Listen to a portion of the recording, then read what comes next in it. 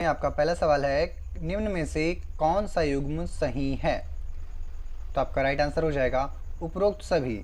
दाब का मात्रक पास्कल होता है, ऊर्जा का मात्रक जूल होता है और बल का मात्रक न्यूटन होता है। तो यहाँ पे यह सभी ही सही है। अगला प्रश्न है, सामान्य ताप पर शुद्ध जल का पीएच कितना होता है? तो आपका राइट आंसर हो जाएगा 7। चलिए अगला प्रश्न है आपका, ब्लैक होल की परिकल्पना किसने दी थी? तो ब्लैक होल की परिकल्पना जो है यह दिया था जॉन मिशेल ने। किसने? जॉन मिशेल ने। अगला प्रश्न है आपका, सिंधु घाटी सभ्यता के प्रमुख नगरों में से कौन सा गोदीवाड़ा के लिए प्रसिद्ध था? गोदीवाड़ा ऐसी जगह होती है जहाँ पर नावों को रखा जाता है। तो आपका राइट आंसर होगा लोथल, जो कि गुजरात में पड़ता है।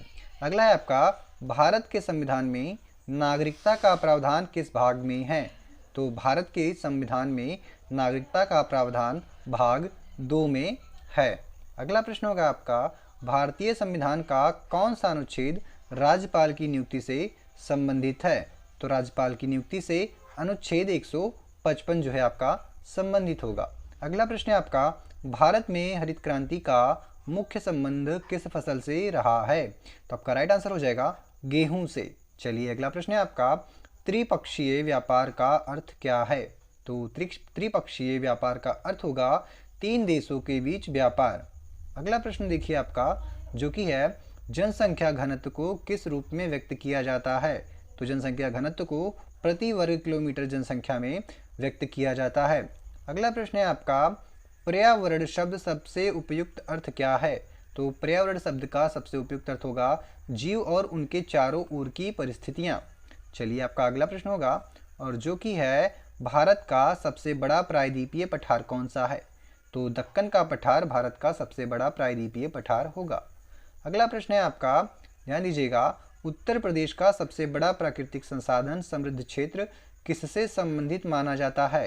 तब का राइट आंसर होगा गंगा यमुना मैदान से।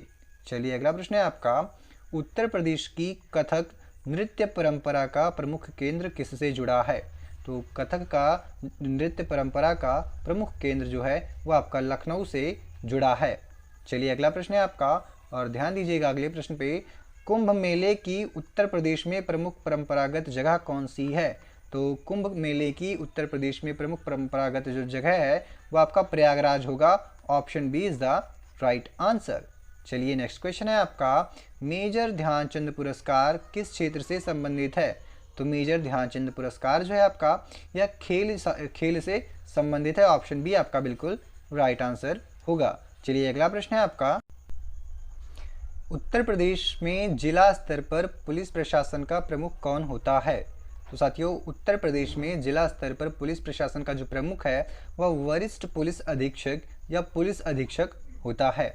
चलिए अगला प्रश्न है दोस्तों आपका, मानवाधिकारों का मूल स्रोत किसे माना जाता है? तो आपका राइट आंसर होगा यह मानव की गरिमा और स्वतंत्रता से संबंधित है, इसे ही मूल स्रोत माना जाता है। अगला प्रश्न है, आतंकवाद की सबसे सही विशेषता क्या है? तो आपका राइट आंसर होगा राजनीतिक या आदर्शवादी उद्देश्य हेतु हिंसा करना। अगला प्रश्न होगा आपका, भारत और नेपाल के बीच खुली सीमा की विशेषता क्या है? तो राइट आंसर हो जाएगा, यह हो जाएगा मुक्त आवागमन। ठीक है। चलिए अगला प्रश्न है आपका, मुख्यालय कहाँ है? तो साथियों, संयुक्त राष्ट्र संघ का जो मुख्यालय है यह आपका राइट आंसर हो जाएगा न्यूयॉर्क में। कहाँ पे? न्यूयॉर्क में। चलिए नेक्स्ट क्वेश्चन है आपका, अंतर्राष्ट्रीय न्यायालय कहाँ स्थित है? तो अंतर्राष्ट्रीय न्यायालय जो है आपका हेग में स्थित है। कहाँ पे? हेग में। नेक्स्ट क्वेश्चन है, नोबेल पुरस्कार किस वर्ष दिए जा रहे हैं? तो किस वर्ष से दिए जा रहे हैं? तो नोबेल पुरस्कार जो है आपका 1901 से दिए जा रहे हैं। अगला प्रश्न होगा आपका, भारत का राष्ट्रीय फल कौन सा है? तो आम भारत का राष्ट्रीय फल होगा। अगला प्रश्न है आपका, भारत का राष्ट्रीय पशु कौन सा है? तो भारत का राष्ट्रीय पशु साथियों बाघ हो जाएगा। चलिए अगला प्रश्न होगा आपका, ध्यान दीजिएगा, क्या है, पृथ्वी दिवस कब मनाया जाता है? तो साथियों, पृथ्वी दिवस जो है आपका यह प्रत्येक वर्ष 22 अप्रैल को मनाया जाता है। अगला प्रश्न है, चंद्रमा पर पहला मानव मिशन कौन सा था?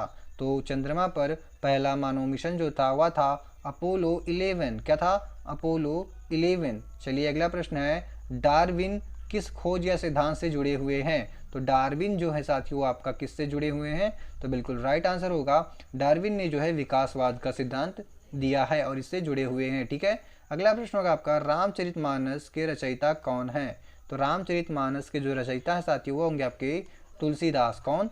तुलसीदास हो जाएगा। चलिए अगला प्रश्न है आपका, सोशल मीडिया पर हैशटैग का उपयोग किसके लिए होता है? तो सोशल मीडिया पर हैशटैग का जो उपयोग है साथियों वह विषय या वर्गीकरण पहचानने के लिए होता है।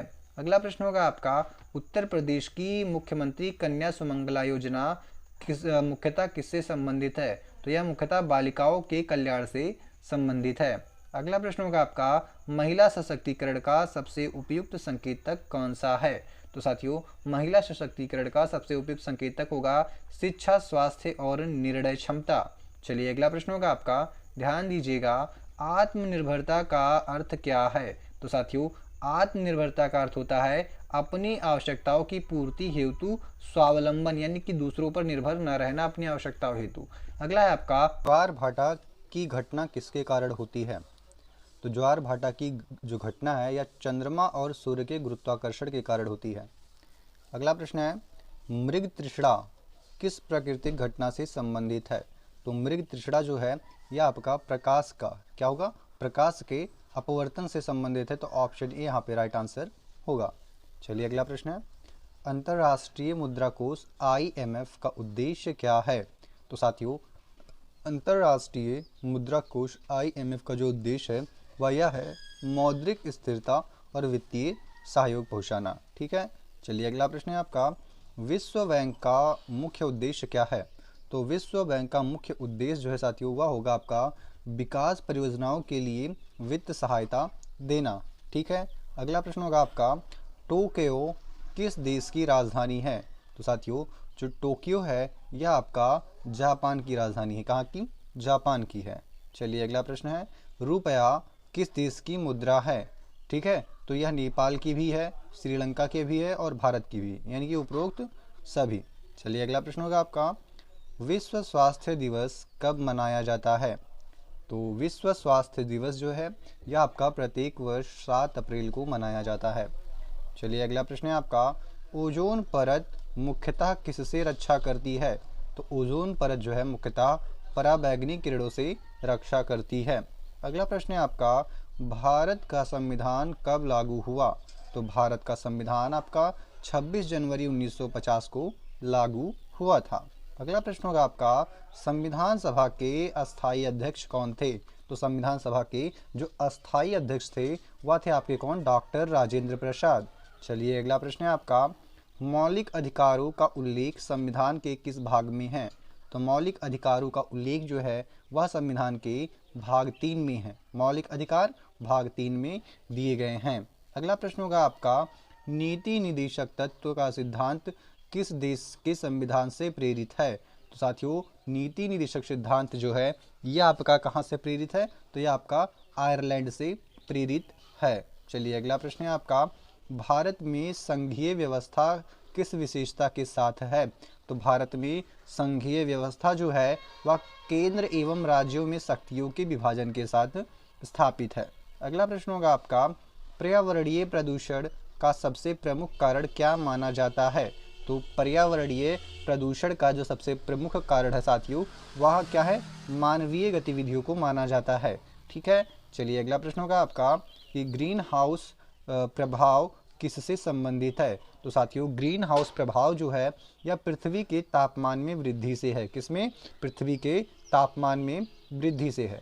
चलिए अगला प्रश्न होगा आपका, ध्यान दीजिएगा, क्या है? वाणिज्य का मूल्य अर्थ क्या है?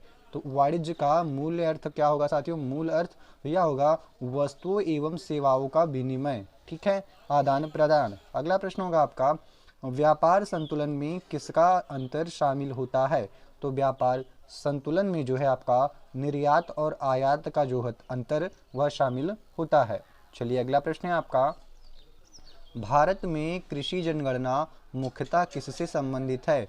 तो भारत में कृषि जनगणना है यह मुख्यतः कृषि जोत और भूमि उपयोग से संबंधित है। चलिए अगला प्रश्न है आपका, रबी फसल का प्रमुख मौसम कौन सा है? तो रबी की फसल का जो प्रमुख मौसम है वो आपका होता है सर्दी। कौन सा? सर्दी होता है। चलिए अगला प्रश्न होगा आपका, खरीफ की फसल बोई जाती है। तो साथियों जो खरीफ की फसल होती है यह मानसून आरंभ होने के साथ में बोई जाती है। चलिए अगला प्रश्न है आपका, उत्तर प्रदेश में गन्ना उत्पादन का प्रमुख कारण क्या है? तो उत्तर प्रदेश में गन्ना उत्पादन का जो प्रमुख कारण है वह आपका होगा उपजाऊ जलोढ़ मिट्टी। ठीक है, उपजाऊ जलोढ़ मिट्टी। चलिए अगला प्रश्न है, दलहन फसलों का प्रमुख गुण क्या है? तो दलहन फसलों का जो प्रमुख गुण है वह आपका क्या हो जाएगा? तो वह होगा, ऑप्शन के हिसाब से इसमें जाएं तो यह इसमें हो जाएगा मिट्टी। क्या है? मिट्टी में नाइट्रोजन स्थिरीकरण से। तो ऑप्शन बी आपका बिल्कुल राइट आंसर होगा। चलिए अगला प्रश्न होगा आपका, लघु उद्योग की प्रमुख विशेषता क्या है? तो लघु उद्योग की प्रमुख जो विशेषता है साथियों वह कम पूंजी और श्रम प्रधान होता है। चलिए अगला प्रश्न है आपका, ई कॉमर्स का अर्थ क्या है? तो साथियों ई कॉमर्स का अर्थ होता है इलेक्ट्रॉनिक माध्यम से व्यापार। ठीक है, ऑनलाइन व्यापार जिसको हम बोलते हैं। चलिए अगला प्रश्न है, उत्तर प्रदेश की सबसे लंबी नदी कौन सी है? तो उत्तर प्रदेश की जो सबसे लंबी नदी है वो आपकी गंगा नदी होगी। चलिए अगला प्रश्न है आपका, भारत की सबसे लंबी नदी कौन सी है साथियों? तो भारत की भी गंगा नदी ही सबसे लंबी नदी होगी आपकी। चलिए अगला प्रश्न है कि थार मरुस्थल यह किस राज्य में स्थित है? तो साथियों थार का मरुस्थल जो है यह आपका राजस्थान में स्थित है। अगला प्रश्न है आपका, चिल्का झील किस राज्य में स्थित है? तो साथियों जो आपका चिल्का झील है यह आपका उड़ीसा में स्थित है। कहाँ पे? उड़ीसा में स्थित है। अगला प्रश्न होगा आपका, उत्तर प्रदेश का राजकीय पशु कौन सा है? तो उत्तर प्रदेश का राजकीय पशु बारहसिंघा होगा आपका। चलिए अगला प्रश्न है आपका, उत्तर प्रदेश का राजकीय पक्षी कौन सा है? तो उत्तर प्रदेश का जो राजकीय पक्षी होगा वह होगा सारस। क्या? सारस है, जिसे क्रॉन्च भी बोलते हैं। अगला है आपका, कुसुम योजना किससे संबंधित है? तो साथियों यह जो कुसुम योजना है यह आपका किससे संबंधित होगा? तो आपका बिल्कुल राइट आंसर हो जाएगा, यह सौर ऊर्जा से संबंधित होगा। अगला प्रश्न है आपका, अटल पेंशन योजना का उद्देश्य क्या है? तो अटल पेंशन योजना का जो उद्देश्य साथियों वह होगा वृद्धावस्था पेंशन की सुरक्षा। चलिए अगला प्रश्न है आपका, स्टैंड अप इंडिया योजना किसके लिए प्रमुख रूप से है? तो स्टैंड अप इंडिया जो योजना है साथियों यह प्रमुख रूप से अनुसूचित जाति और जनजाति और महिलाओं के लिए होगी। ठीक है, चलिए अगला प्रश्न है आपका, उत्तर प्रदेश में काकोरी कांड किससे जुड़ा है? तो साथियों यह जो आपका काकोरी कांड हुआ था यह क्रांतिकारी गतिविधियों से जुड़ा हुआ है। चलिए अगला प्रश्न होगा आपका, काकोरी कांड किस वर्ष हुआ था? तो काकोरी कांड वर्ष 1925 में हुआ था। चलिए अगला प्रश्न है आपका, मानवाधिकार दिवस कब मनाया जाता है? तो मानवाधिकार दिवस जो है यह आपका 10 दिसंबर को मनाया जाता है प्रत्येक वर्ष। चलिए अगला प्रश्न है आपका, अंतर्राष्ट्रीय शांति दिवस कब मनाया जाता है? तो अंतर्राष्ट्रीय शांति दिवस जो है यह आपका 21 सितंबर को मनाया जाता है, अंतर्राष्ट्रीय शांति दिवस। अगला है आपका, क्या है? Belt and road initiative. क्या है? बेल्ट एंड रोड इनिशिएटिव किस देश से जुड़ा है? तो ये आपका बिल्कुल राइट आंसर होगा, यह चीन से जुड़ा हुआ है। चलिए अगला प्रश्न है आपका, सार्क का पूरा नाम क्या है या पूरा रूप क्या है? तो आपका जो बिल्कुल राइट आंसर होगा वह हो जाएगा south Asian association for regional corporation. ठीक है, चलिए अगला प्रश्न होगा आपका, ब्रिक्स में वर्तमान में 5 देश कौन कौन से हैं? तो ब्रिक्स जो है साथियों वर्तमान में कौन कौन से देश हैं भारत मतलब इसमें ब्रिक्स में? तो आपका बिल्कुल राइट आंसर हो जाएगा, इसमें आपका हो जाएगा कौन कौन? तो इसमें ब्राज़ील है, रूस है, भारत है, चीन है और दक्षिण अफ्रीका है। तो ऑप्शन ए आपका बिल्कुल ही राइट आंसर होगा। चलिए आपका अगला प्रश्न है, ज्ञानपीठ पुरस्कार किसके लिए दिया जाता है? तो ज्ञानपीठ पुरस्कार जो है साथियों यह आपका साहित्य के लिए दिया जाता है। किसके लिए? साहित्य के लिए दिया जाता है। अगला है आपका, भारत रत्न किस श्रेणी में आता है? तो साथियों जो भारत रत्न है यह एक प्रकार का सर्वोच्च नागरिक सम्मान है। चलिए अगला प्रश्न होगा आपका, पद्मश्री किस प्रकार का पुरस्कार है? तो पद्मश्री जो है यह आपका कैसा किस प्रकार का जो है सम्मान है? तो यह एक नागरिक सम्मान है। कैसा? नागरिक सम्मान है। अगला प्रश्न होगा आपका, भारत की राजधानी क्या है? तो साथियों भारत की जो राजधानी है वो आपकी नई दिल्ली होगी। चलिए अगला प्रश्न है, संयुक्त राज्य अमेरिका की राजधानी क्या है? तो संयुक्त राज्य अमेरिका की राजधानी जो है वह होगा वाशिंगटन डीसी। चलिए अगला प्रश्न है आपका, जापान की मुद्रा क्या है? तो जापान की मुद्रा साथियों, जापान की मुद्रा को हम एन कहते हैं। क्या बोलते हैं? एन बोलते हैं। चलिए अगला प्रश्न होगा आपका, महात्मा गांधी जयंती कब मनाई जाती है? तो महात्मा गांधी जी की जयंती आपका 2 अक्टूबर को मनाया जाता है। चलिए अगला प्रश्न होगा आपका, विश्व पर्यावरण दिवस किस दिन मनाया जाता है? तो विश्व पर्यावरण दिवस साथियों यह आपका कब मनाया जाता है? तो 5 जून को प्रत्येक वर्ष मनाया जाता है विश्व पर्यावरण दिवस। अगला है, आवर्त सारणी का जनक किसे माना जाता है? तो आवर्त सारणी का जो जनक है साथियों वह मेंडेलीव को माना जाता है। किसको? मेंडेलीव को माना जाता है। अगला है आपका, डीएनए का पूर्ण रूप क्या है? तो डीएनए का पूर्ण रूप होगा deoxy ribo nucleic acid. Option A आपका राइट आंसर होगा। चलिए आपका अगला प्रश्न है, बिग बैंग सिद्धांत क्या है? बिग बैंग सिद्धांत किससे संबंधित है? तो साथियों बिग बैंग जो सिद्धांत है यह आपका ब्रह्मांड की उत्पत्ति से संबंधित है। चलिए अगला प्रश्न है आपका, किताबों का लेखक और पुस्तक का सही युग्मक कौन सा है? तो आप लोग इसको कमेंट करके बताइएगा, ध्यान से देखिएगा। तो गीता का रहस्य के लेखक कौन है? क्या तिलक जी हैं? हाँ बिल्कुल सही। गोदान के लेखक कौन है? प्रेमचंद्र जी हैं? हाँ हैं। तमस के लेखक कौन है? राही मासूम रजा जी हैं? हाँ हैं। तो यानी कि उपरोक्त तो सभी जो है आपका सही जवाब हो जाएगा। चलिए फिर देखते हैं आपका अगला प्रश्न क्या है, मन की बात किससे संबंधित है? तो साथियों जो मन की बात है यह आपका रेडियो और जनसंचार कार्यक्रम से संबंधित होगा। अगला प्रश्न है आपका, फेसबुक किस प्रकार का माध्यम है? तो फेसबुक जो है एक प्रकार का सोशल मीडिया प्लेटफॉर्म है। अगला है आपका, ट्विटर यानी एक्स जिसको अब बोला जाता है का प्रमुख उपयोग क्या है? तो साथियों जो ट्विटर होता है इसका उपयोग किस स्थिति में किया जाता है? इसका उपयोग जो है त्वरित संदेश और माइक्रो ब्लॉगिंग के लिए किया जाता है। अगला प्रश्न होगा आपका, उत्तर प्रदेश की कल्याणकारी योजना रानी लक्ष्मीबाई महिला एवं बाल सम्मान कोष किससे जुड़ी है? तो आपका राइट आंसर होगा संकटग्रस्त महिलाओं और बच्चों की सहायता से। चलिए अगला प्रश्न है आपका, बेटी बचाओ बेटी पढ़ाओ का मुख्य उद्देश्य क्या है? तो जो आपका बिल्कुल राइट आंसर होगा लिंगानुपात सुधार और शिक्षा, महिलाओं की लिंगानुपात सुधार और शिक्षा में सुधार। ठीक है। अगला प्रश्न होगा आपका, स्वच्छ भारत मिशन मुख्यतः किससे संबंधित है? तो स्वच्छ भारत मिशन जो है यह मुख्यतः स्वच्छता और खुले में शौच मुक्त अभियान से संबंधित है। अगला प्रश्न होगा आपका, जेट इंजन किस सिद्धांत पर कार्य करता है? तो जेट इंजन जो होता है साथियों यह न्यूटन की गति के नियमों पर काम करता है। किसके? न्यूटन के गति के नियमों पर कार्य करता है। अगला है आपका, भूकंप मापने के लिए किस यंत्र का उपयोग होता है? तो साथियों भूकंप को मापने के लिए इस सिग्मोग्राफ का यूज़ किया जाता है। किसका? इस सिग्मोग्राफ का। ऑप्शन बी आपका राइट आंसर होगा। चलिए आपका अगला प्रश्न है, प्रायद्वीपीय प्रवाह सिद्धांत किससे संबंधित है? तो महाद्वीपीय जो प्रवाह सिद्धांत है, ध्यान दीजिएगा, महाद्वीपीय प्रवाह सिद्धांत जो है यह किससे संबंधित है? तो आपका जो बिल्कुल राइट आंसर हो जाएगा वो हो जाएगा वेगेनर से। किससे? वेगेनर से संबंधित है। चलिए आपका अगला प्रश्न है, ध्यान दीजिएगा, भारत में कपास की सबसे अच्छी फसल किस प्रकार की मिट्टी में होती है? तो कपास की जो सबसे अच्छी मिट्टी होती है वह कौन सी मिट्टी होती है? काली मिट्टी होती है, जिसे रेगुर मिट्टी भी कहा जाता है। चलिए आपका अगला प्रश्न है कि जूट को किस नाम से भी जाना जाता है? तो साथियों जो जूट होता है यह आपको इसे सुनहरा रेशा भी कहा जाता है। तो ऑप्शन बी आपका बिल्कुल ही सही जवाब होगा। अगला प्रश्न होगा आपका, पेट्रोलियम को किस नाम से भी पुकारा जाता है? तो साथियों पेट्रोलियम होता है इसे काला सोना के नाम से भी जाना जाता है।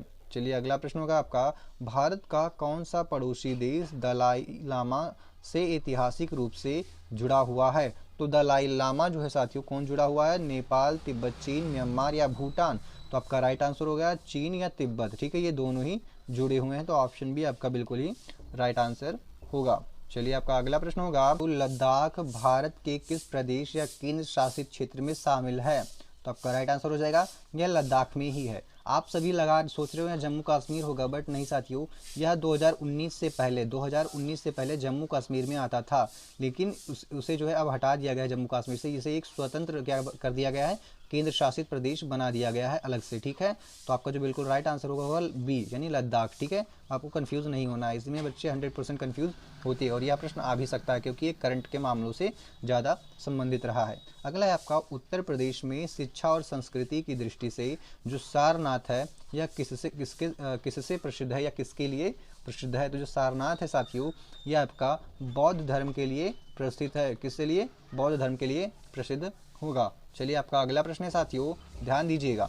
प्रयागराज किस कारण से राष्ट्रीय स्तर पर विशेष महत्व रखता है? तो साथियों यह संगम और कुंभ परंपरा के लिए, किसके लिए? संगम और कुंभ परंपरा के लिए जो है विश्व स्तर पर महत्व रखता है। तो ऑप्शन बी आपका बिल्कुल राइट आंसर होगा, राष्ट्रीय स्तर और विश्व दोनों स्तरों पर जाना जाता है। ठीक है, तो साथियों इसी के साथ में हमारी यह वीडियो यहीं समाप्त होती है।